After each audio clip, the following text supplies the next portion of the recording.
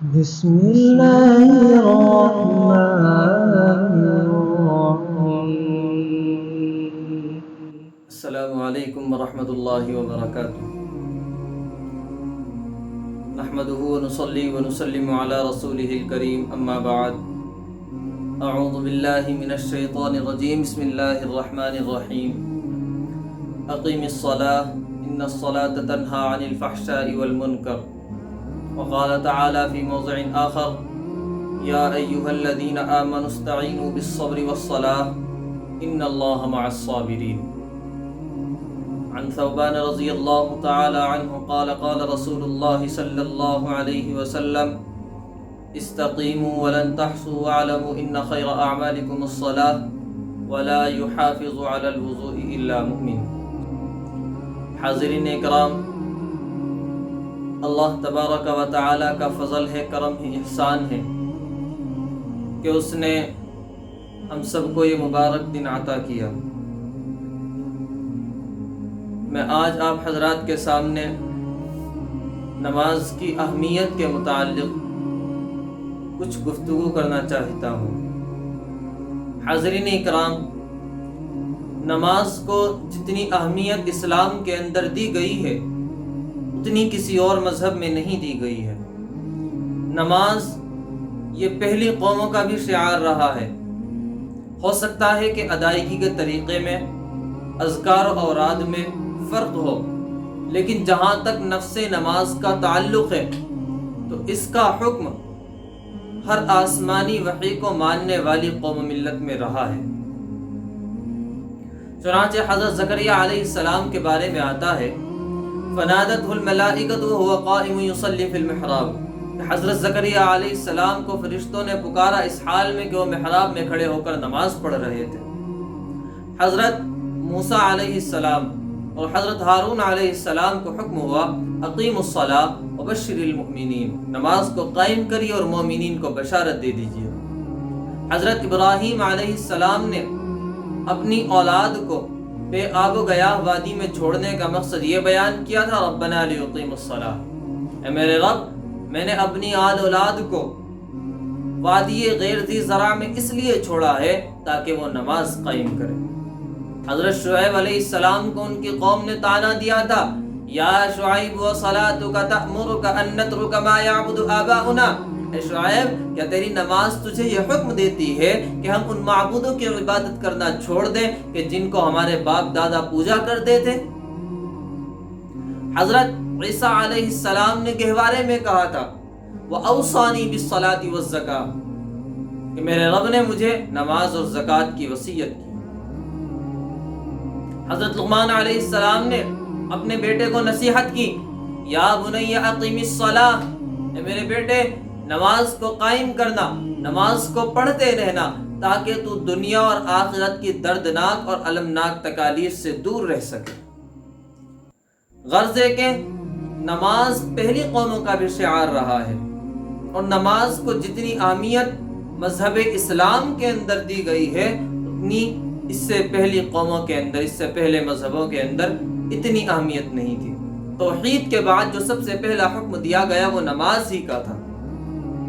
نبوت کے بالکل ابتدائی دور میں آقا علیہ السلام پر سورہ مدثر نازل ہوئی جس میں اشارتاً نماز کا حکم دیا گیا.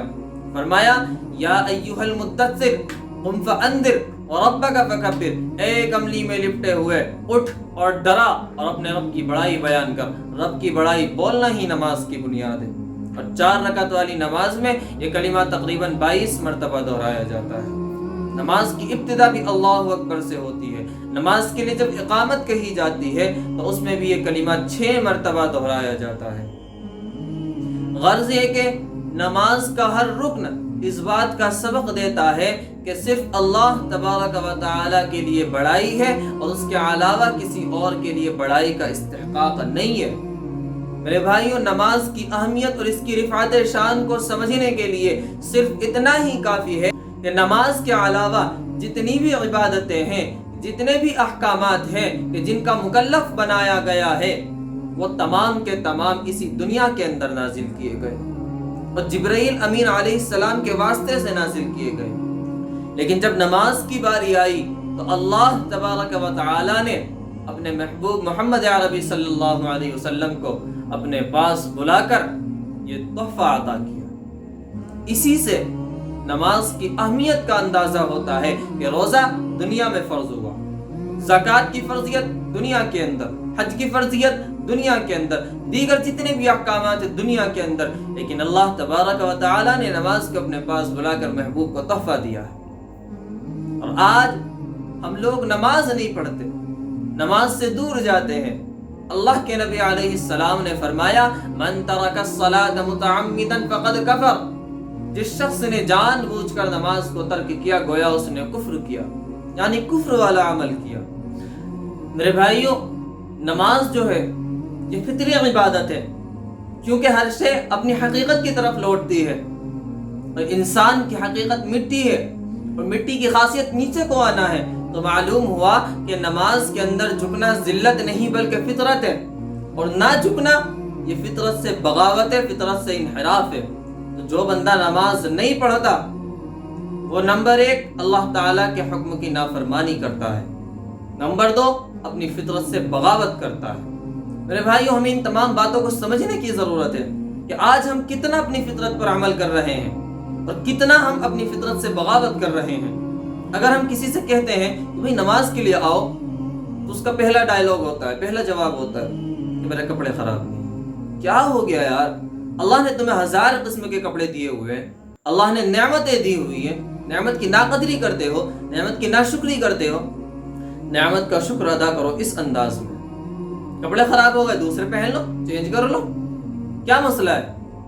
لیکن نہیں، ہم نے اپنے دلوں کے اندر سے نماز کی اہمیت کو ختم کر دیا ہے۔ یہی وجہ ہے کہ ہم 2-2 3-3 وقت کی نمازیں چھوڑ دیتے ہیں۔ بعض حضرات پورا ہفتہ غائب رہتے ہیں، انہیں ذرا بھی احساس نہیں ہوتا کہ جس مالک کی ہم صبح سے لے کر شام تک نعمتیں کھا رہے ہیں، نعمتیں استعمال کر رہے ہیں، ہم نے اس مالک کو کتنا وقت دیا ہے؟ کیا ہمارے پاس 10 منٹ 15 منٹ اس کے سامنے سجدہ ریز ہونے کے لیے نہیں ہے؟ میرے بھائیوں، نماز کو چھوڑنا، جان بوجھ کر نماز کو چھوڑنا، یہ زانی اور قاتل سے بڑا گناہ ہے۔ میں حضرت موسیٰ علیہ السلام کے زمانے کا ایک واقعہ سنا کر بات ختم کرتا ہوں کہ ایک عورت حضرت موسیٰ علیہ السلام کے پاس آئی اور اس نے کہا یا اللہ کے نبی، مجھ سے ایک بہت زبردست گناہ ہو گیا ہے، آپ اللہ کے دربار میں عرض کریں کہ اللہ مجھے معاف فرما دے۔ حضرت موسیٰ علیہ السلام نے کہا کہ بتا آخر کون سا گناہ ہو گیا ہے؟ اس نے کہا کہ یا اللہ کے نبی، بس آپ جو ہے میرے لیے دعا فرما دیں کہ اللہ میرے گناہ معاف کر دے، اس سے بہت زبردست گناہ ہو گیا ہے۔ حضرت موسیٰ علیہ السلام نے پھر کہا کہ آخر بتا تو صحیح ایسا کون سا گناہ ہو گیا؟ تو اس عورت نے کہا کہ اللہ کے نبی، مجھ سے زنا کا صدور ہو گیا تھا، اس کے نتیجے میں بچہ پیدا ہوا، میں نے اس کو قتل کر دیا، آپ اللہ سے دعا کر دے کہ اللہ میرے اس گناہ کو معاف کر دے۔ حضرت موسیٰ علیہ السلام کو غصہ آیا اور کہا کمبخت دور ہو جا، اور کہا کہ اسے لے کر یہاں سے جاؤ اور اسے یہاں سے نکال دو، کہیں اس کے اس گناہ کی وجہ سے ہمارے اوپر عذاب نہ مسلط کر دیا جائے۔ وہ عورت نہایت ہی بستہ اور مایوس منت توبہ ہو کر چلی گئی، لیکن ادھر آسمان و زمین کا مالک سب کچھ دیکھ رہا تھا۔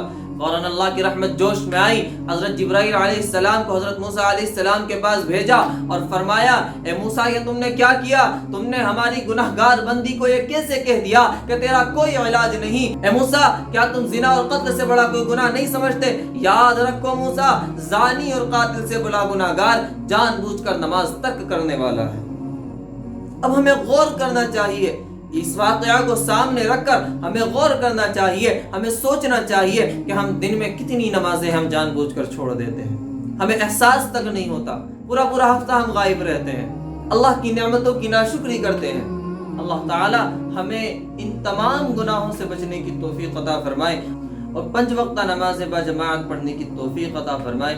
آمین۔ وآخر دعوانا ان الحمدللہ رب العالمین۔